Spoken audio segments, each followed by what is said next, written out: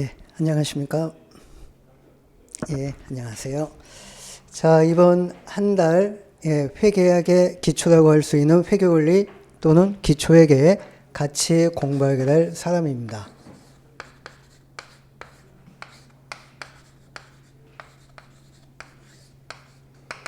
예, 공인회계사 천승호이고요. 잠깐 본격 수업 진행하기 전에 그 OT 시간을 갖도록 하겠습니다.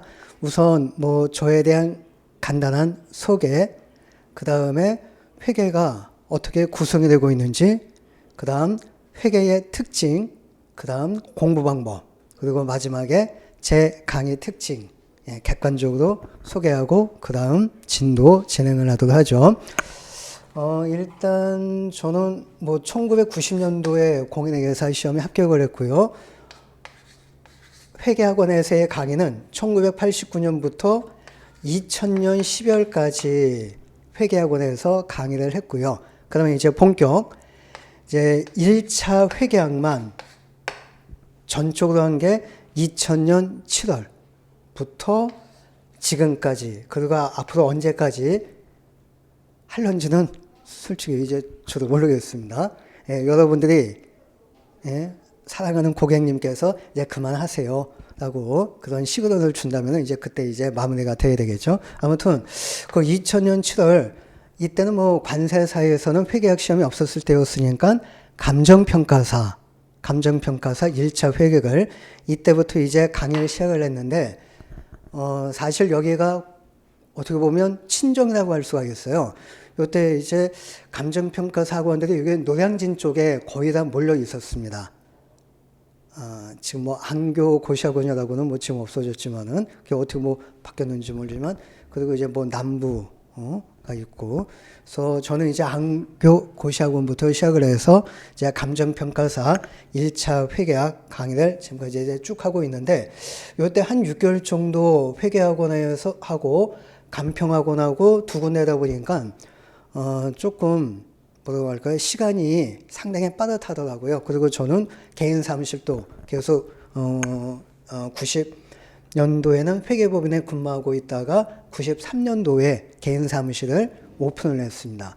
그러니까 사무실로 하랴 학원 두 군데 다니랴 하니까는 상당히 이제 시간이 촉박해가지고 둘 중 한 군데 포기를 해야 될 것 같은데 회계학원을 포기하고 감평 강의만 쭉 하고, 그 다음에 관세사 시험에서 1차 회계학은 2010년도부터 도입이 되었죠.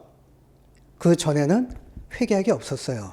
그리고 이제 내세법도 2차 과목이었고, 근데 2010년도에 대폭적인 시험 과목 개편으로 인해서 1차에 회계학이 추가됐고요.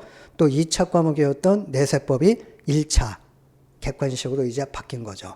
그래서 이때는 관세사 시험에 회계학이 있었는지도 모르는데 여러분들이 질문을 저한테 하시더라고요. 감평 강의를 하고 있는 관세사에 이게 회계학이 도입이 되었는데 어떻게 공부를 해야 되느냐. 그러다 보니까 저도 이제 정보를 알게 된 거죠. 그리고 나서 이제 조금씩 이제 관심을 갖게 돼가지고 계속 이게 이제 요 사이에 제가 그러니까 감평 학원에 여러분들이 이제 제 강의를 듣기 시작을 했고요. 그 다음 감평 학원에서도 좀 관세사 과목을 개설을 했었어요. 근데 조금은 안 됐고, 그다음에 이제 본격 관세사 강의를 하게 된 것이 지금은 이제 없어졌지만은 이제 위아스라는 데가 있었어요. 위아스 아카데미라고 저 광화문 쪽에, 거기서 이제 본격 관세사 회계학을 강의를 했는데, 제가 아플사 중간에 건강관리를 잘못해가지고요 강의를 쉰 적이 있어요. 병원 신세를 진 적이 있어요. 그러다 보니까 그 위아스도 이제 관세사를 하지 않게 되었고, 그 다음 좀 병원 신세 치료만을 좀 쉬었다가 제가 이제 한 2년 전에 여기 웰페이스에서 이제 다시 관세사 회계학을 강의를 시작을 하게 되었습니다. 자, 아무튼 이렇게 제 간단하게 소개해 드렸고요. 그 다음 회계는 이제 과목이 어떻게 구성이 되고 있냐면 재무회계하고 원가회계 이렇게 이제 구성이 되고 있어요. 40문제죠. 재무 30, 그리고 이제 원가 10문제입니다. 자, 재무 회계는 회계 원리, 기초 회계가 되겠죠. 바로 요 과정. 그 다음 단계가 중급 회계, 그 다음이 고급 회계.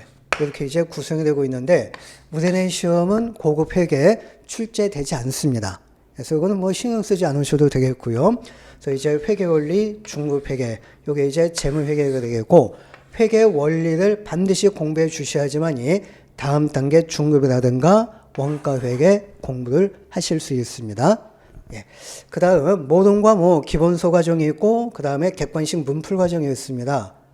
해서 저도 역시 기본서, 그 다음 객관식 문풀 과정, 이렇게 이제 구성이 되고 있는데, 거기에 맞춰가지고 제 교재는 회계 원리하고 중급 회계, 지금 여러분들이 갖고 계신 교재가 있죠. 여기 이제 회계 원리, 중급 회계 분권화 시키지 않고요. 요거 한 권으로 단권화 시켰습니다. 요게 이제 기본서가 되겠고, 그 다음에 이제 이번에 16판, 개정판이 이제 나왔죠. 16판입니다. 그리고 이제 객관식 재무회계, 요게 이제 한 10월 말경 정도에 또 개정판 13판이 출간이 될 예정입니다. 객관식 재무회계. 그래서 재무회계는 기본서하고 객관식 문제집 두 권인데, 원가 회계는 기껏 10문제뿐이 출제되지 않잖아요. 10문제뿐이 안 되는 것도 재무회계처럼 기본서 별도, 객관식 문제집 별도 두 권으로 구성을 한다면 좀 일단 여러분들이 책값 부담이 될 것 같아요. 또 10문제뿐이 안 되잖아요. 그래서 기본서, 객관식 문제 하면은 이 페이지 수도 상당히 얇을 것 같습니다. 두 권, 한 권 한 권씩 하면은. 그래서 이걸 저는 기본서하고 그 다음에 객관식 문제집, 이걸 원가 회계는 그냥 단권화 시켰어요. 예, 그리고 요거는 개정판 없습니다. 현재 교재 7판, 이 7판이 아니고 7판 교재를 계속 사용을 할 겁니다. 그래서 원가 회계는 기본서, 그 다음에 문제집이 한 권입니다. 그래서 도합 3권으로 구성이 되고 있어요. 재무회계 기본서, 재무회계 문제집, 그 다음에 원가 회계는 기본서 문제집 합본한 거. 그래서 이렇게 기본적으로 3권으로 구성이 되고 있습니다. 그 다음 이제 회계의 특징을 좀 여러분들이 파악을 해 주셔야지만이 좀 효과적인 공부를 하실 수 있을 것 같은데요. 자, 저도 그랬고 많은 수험생들, 이거는 뭐 CPA 수험생도 마찬가지입니다. 세무사 수험생도 마찬가지인데 휘발성이 굉장히 강해요.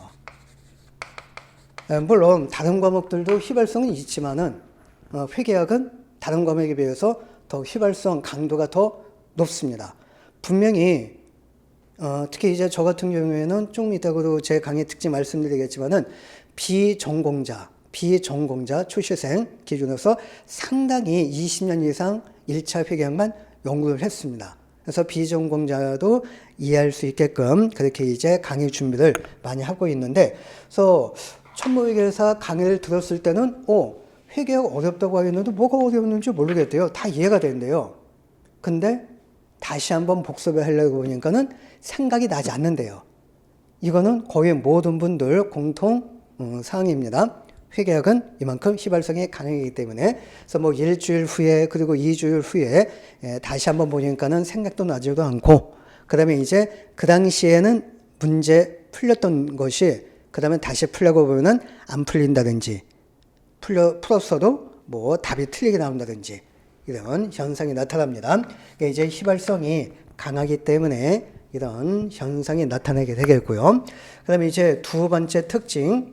자, 제가 회계 원리에서 제일 많이 언급하고 있는 것이 바로 이 두 번째 내용입니다. 이건 그림으로 한번 표현을 하도록 하죠.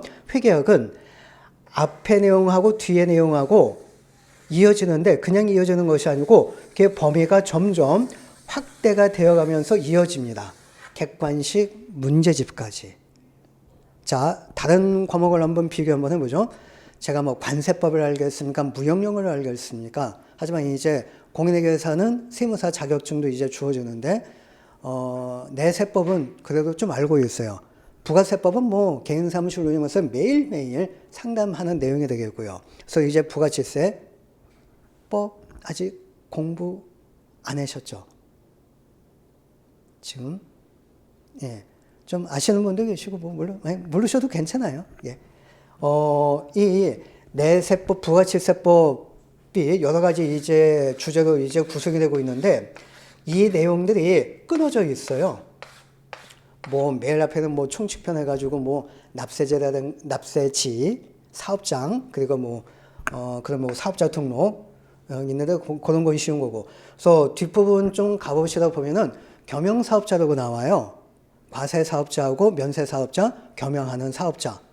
그래서 겸용사업자가 이제 내용이 좀 복잡한데 그 중에서 제일 복잡한 게 공통매입세액의 안분계산입니다. 이거 머리가 쥐가 날 정도예요. 그래서 공통매입세액 겸용사업자의 공통매입세 안분계산. 아무리 파고 공부해도 진짜 이해가 안 되고 문제를 풀어도 안 풀립니다. 그래서 이거 포기했어요. 포기해도 돼요.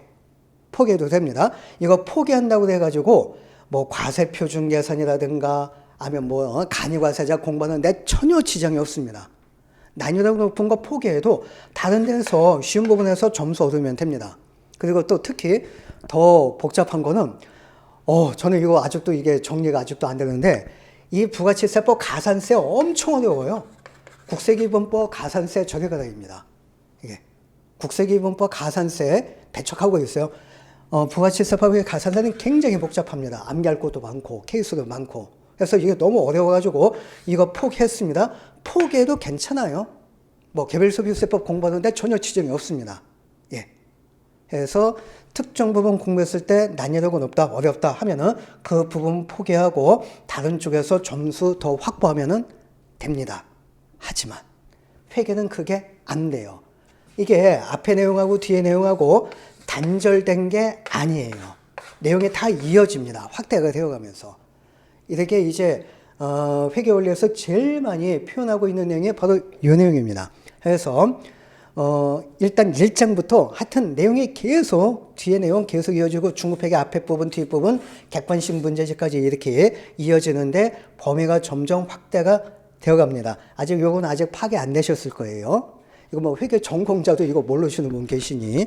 그래서 요거 이제 진도 나가면서 진짜 회계는 앞에 내용하고 뒤에 내용하고 서로 이어지고 있구나. 내용이 점점 확대가 되어가고 있구나. 이런 걸 이제 느낌을 받으실 텐데 이때 어떤 부분이 어려워요. 어떤 부분이 어렵게 느껴졌습니다. 그래서 이걸 포기했고 다른 부분 이제 쉬워가지고 이거 이제 열심히 공부했습니다. 이거는 어려워서 포기했습니다.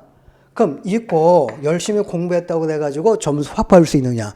안 됩니다. 이게 한 문제예요. 이게 한 문제입니다. 이거는 객관식 문제집에 이제 많이 나올 거예요.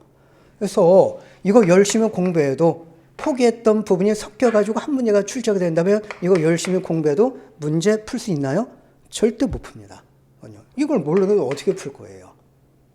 예. 그래서 이런 특징을 빨리 파악을 해 주셔야 됩니다. 네.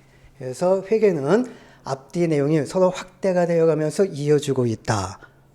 이런 특징을 지니고 있습니다. 그래도 이거는 괜찮아요. 진짜 골치 아픈 게 이거예요. 회계는 시간적인 면에서 절대적으로 분류한 과목입니다. 이게 이제 뭔 얘기냐면 일단 공부하는 분량이 다른 과목에 비해서 상당히 많습니다.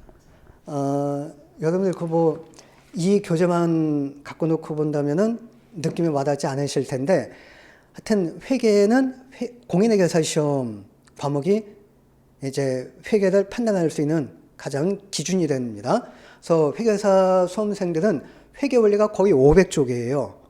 그리고 중급 회계는 두 권으로 나뉘어집니다. 왜냐면 1000쪽이 넘어가니까 거의 1300쪽, 1500쪽입니다. 이걸 한 권으로 한다면 공부하다 보면 책 넘기다 보면 책이 뜯어져요. 그러니까 모든 CPA용 중급회계 교재는 1권, 2권, 상권, 하권 이렇게 두 권으로 나눠집니다. 뭐 고급회계는 빼고 원가회계 기본서만 해도 800쪽 이상이에요. 그리고 객관식 문제집까지. 그쪽은 물론 이제 주관식까지 공부해야 되기 때문에 분량이 많지만은 1차만 출제가 되는 우리나라 시험이라 할지라도 아무리 추격을 해도 지금 이게 800쪽이 넘을 거예요. 회계 원리하고 중급회계 합본을 해도. 내세법이 800쪽은 안 될 거예요. 관세법은 모르겠습니다. 모르는 거는 그러다가 관세법이 천쪽이다 하면은 어떻게 되지? 이거 말이 어긋나죠. 맞다. 관세법에는 또 뭐 원가회계 뭐 그런 거 별도 없죠. 그러니까 이게 재무회계하고 원가회계하고 합친다면 기본서문에도 1000쪽이 넘어가요. 이거 상당한 분량입니다.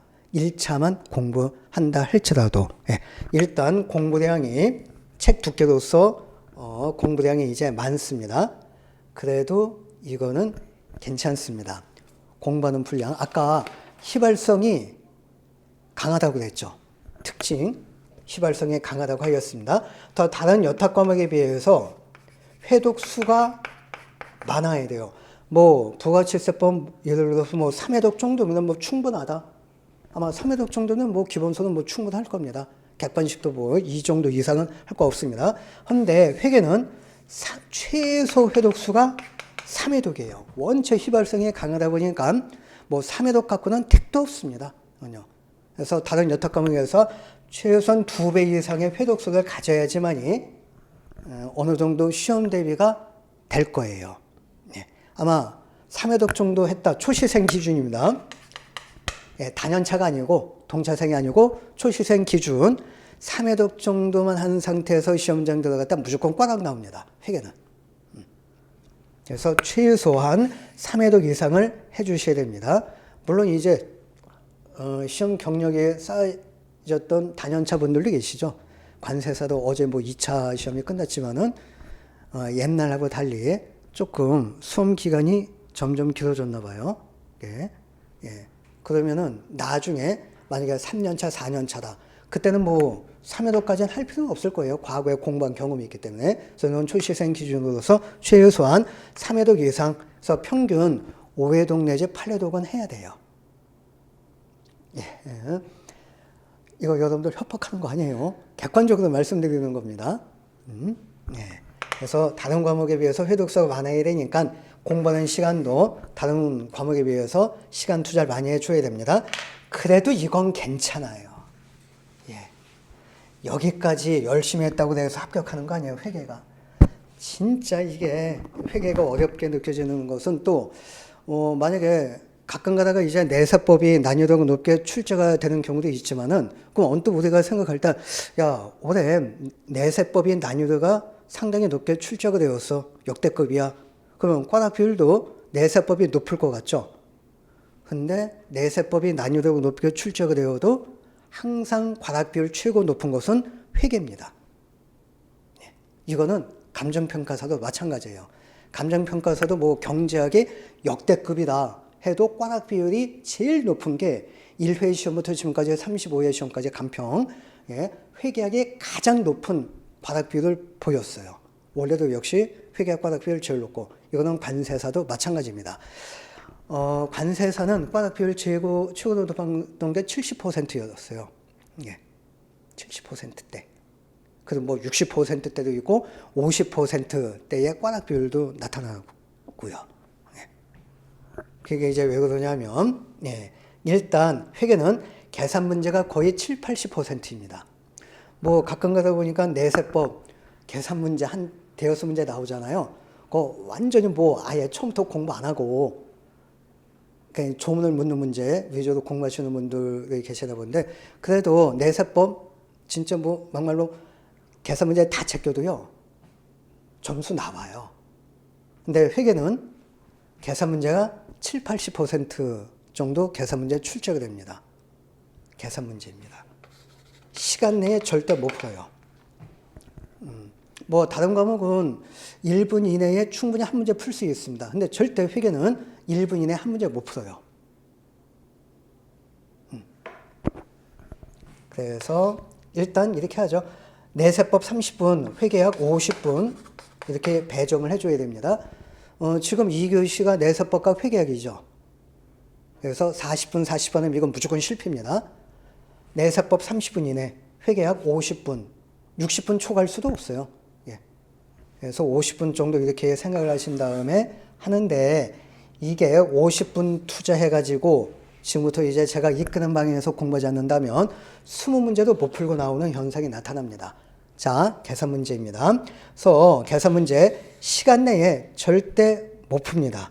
그래서 지금부터 시간에 푸는 연습을 지금부터 해 주셔야 돼요. 그래야지만이 꽈락을 넘겨서 평균 60점 이상을 확보를 할 수가 있습니다. 그래서 한 문제 푸는데 절대적으로 시간이 부족하다. 그래서 이런 걸 염두에 두지 않고 공부하신다면 2분 내지 4분 투자해가지고 한 문제 풀 수 있을 거예요. 그럼 이건 무조건 꽈락 나와요. 50분 투자해가지고 만약에 3분, 평균 3분 만에 한 문제 푼다고 한다면 50분 투자해서 몇 문제 풉니까? 20문제도 못 푸는 거죠. 그리고 가끔 가다가 찍어서 나머지 찍어서 맞추면 되고 찍어서 맞출 생각 왜 하시는지 모르겠어요. 이건 여러분들이 아니고 그렇게 글들이 이제 올라오는 거 있는데 찍어가지고 뭐 회계 꽈락 넣어서 점수 맞으면 되는 거 아니냐면은 시험 공부하지 마세요.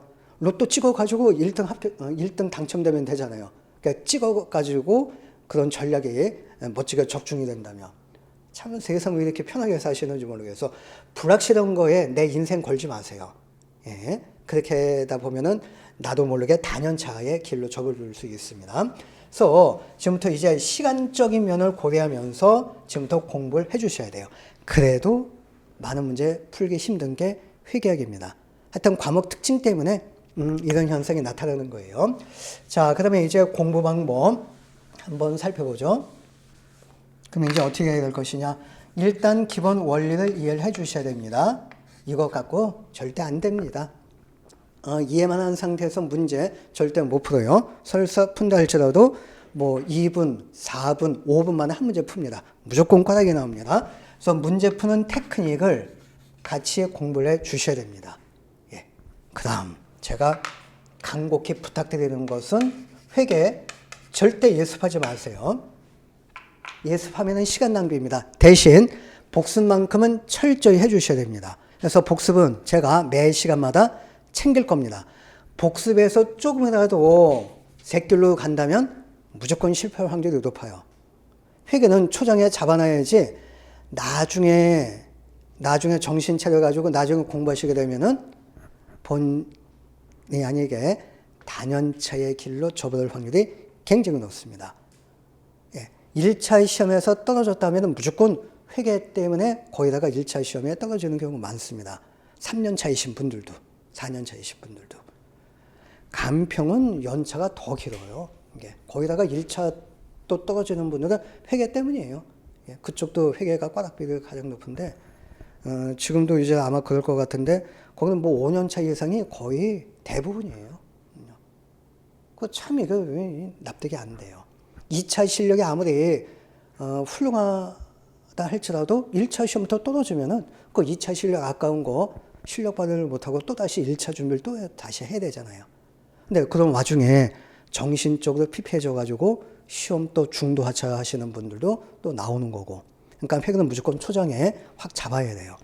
그러면은 수험 기간을 대폭 단축할 수가 있습니다. 아니요. 자, 그래서 복습, 이게 상당히 중요한데, 이게 복습도 요령이 있습니다. 늦지 않게 해주셔야 돼요. 나중에 절대 안 됩니다. 아까 회계 앞뒤가 서로 확대가 되면서 이어진다고 했죠. 1주차, 2주차, 3주차, 그리고 이제 중급 회계도 이렇게 이제 쭉 이어지는데, 이게 안 되면은 그 다음 주 내용 이해 못 합니다. 끊어져 있지 않습니다. 내용이 계속 이어져 나가요. 2주차 내용 공부 안 하면은 또 3주차. 회계 원리가 안 되면은 중급 회계 택도 없습니다. 공부 못 해요. 그리고 중급 회계도 첫 주차 진도 나간 부분 복습이 되지 않으면 2주차, 3주차, 4주차 진도 못 쫓아옵니다. 그리고 이제 나중에 한다? 휘발성이 강하다고 했잖아요. 벌써 한 2, 3주만 밀려도 1주 전, 2주 전에 공부했던 애 하나도 생각이 나지 않아요. 문제도 안 풀리고. 그러다 보니까는 복습해야 될 분량이 누적이 됩니다. 이거 상당히 압박이에요. 한 달 분치 복습을 나중에 한다? 이거 못합니다. 그래서 중도 포기할 가능성이 높아요.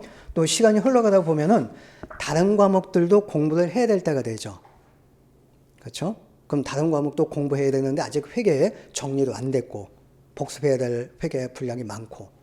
그러니까 이제 좀 이상한 전략을 쓸 수 있습니다. 또 대개 이제 여러분들 동차 준비하시잖아요. 2차 과목도 병행을 하시잖아요. 그렇죠? 그러니까 회계 늦지 않게 복습을 해 놓으셔야 됩니다. 그 다음 또 하나가 일정 기간 쉬는 기간이 있으면은 안 됩니다. 뭐 이번에 뭐 학교 중간고사 때문에 좀 회계에 손 놓자 안 됩니다. 학교 중간고사, 기말고사 기간이 날짜라도 계속 회계는 복습을 해 주셔야 돼요. 그러니까 거의 매일매일 공부한다 그렇게 생각을 해 주셔야 됩니다. 원체 휘발성이 강하니까. 예. 자, 그 다음 단적으로 이런 예를 한번 들어보도록 하죠. 이건 그냥 쉬운 예 그냥 비유하는 겁니다. 그래서 일주일을 한번 예를 들어보도록 하죠. 그래서 일요일, 월, 화, 수, 목, 금, 토 이렇게 되잖아요. 자, 그리고 일주일 동안 회계를 뭐 7시간 공부한다 이렇게 계획을 세웠습니다. 이렇게 하시면 절대 안 됩니다. 일요일 날 이때 7시간 열심히 하고 다른 요일은 다른 과목을 공부해야 되니까는 회계 공부하지 말자. 다른 과목 열심히 하자. 절대 안 됩니다. 이거 열심히 공부해도 요 사이에 다 날아가요. 시발성이 강하다고 그랬잖아요. 그래서 똑같은 7시간 공부하지만은 이렇게 하시면은 효과 없습니다. 그냥 계속 젤로 베이스에 이때 복습하지 않으면 이때 또 젤로 베이스에서 공부하는 거고 또 다 까먹고 또 젤로 베이스. 안 됩니다. 그래서 똑같은 7시간이 아니더라도 매일매일 1시간씩 공부 한번 해보세요. 10배 이상의 공부 효과가 나타납니다. 회계는. 회계는 이제 여러분들 나중에 아시게 되겠지만은 감각적인 면이 상당히 작용하고 있다는 걸 느낌을 받으실 거예요. 감각적인 면. 감각은 이런 기간이 있다면은 다 상실이 됩니다. 그래서 매일매일 해주셔야 돼요. 그래야지만 감각도 살아나고 그 다음 주 이제 진도 나갈 때도 이제 이게 복습이 되셨으니까는 그 다음 주 진도 내용도 쉽게 이해가 되실 겁니다. 그래서 일정 기간 쉬는 기간 없이 늦지 않게 복습을 꼭 해주시길 바라겠습니다. 이 복습을 이렇게 하지 않는다면은 회계 절대 점수 확보할 수 없고요. 그러다 보면은 이제 회계가 시험 과목이 없는 다른 자격증을 또 찾을 가능성도 배제 못합니다.